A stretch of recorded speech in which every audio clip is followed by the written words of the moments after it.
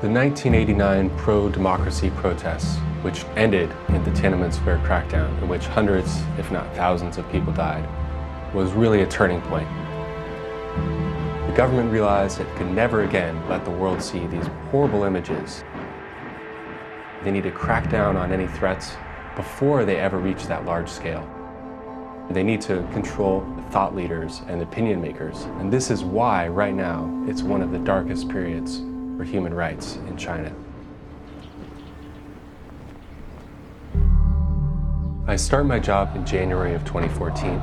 It's a time of great peril. There's crackdowns on lawyers, there's crackdowns on civil society organizations, ethnic minorities, people detained without access to lawyers, people being tortured, forced to confess on national television. Pu Zhiqiang, one of China's most famous free speech lawyers, is put in detention after meeting with 15 people in a private room to discuss the Tiananmen Square crackdown. He was facing a possible 8-year sentence.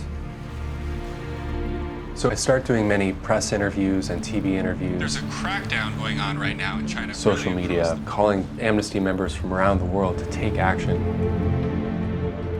As the months roll by, I continue to keep in touch with my contacts on the ground. I hear that the outpouring of support from the international community and the condemnation of human rights violations has actually had a positive impact in improving the situation. The more exposure I'm able to bring to these important issues, the more Chinese citizens will be able to enjoy their basic human rights, because China isn't impervious to the world's public opinion.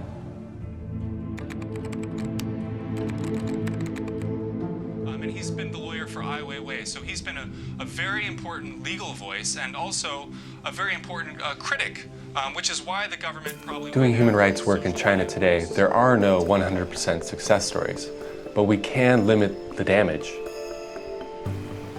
In the 2 years that I've been working here, I've seen that the state seems to have backed off from some of its worst attacks against human rights defenders. And this gives us glimmers of hope that even in this dark time, improvements are possible. China wants to be known as a country that is taking human rights seriously. That's why it's very important that people know that their voice can make a difference. A letter, a campaign, these can change people's lives and help improve the situation in China right now.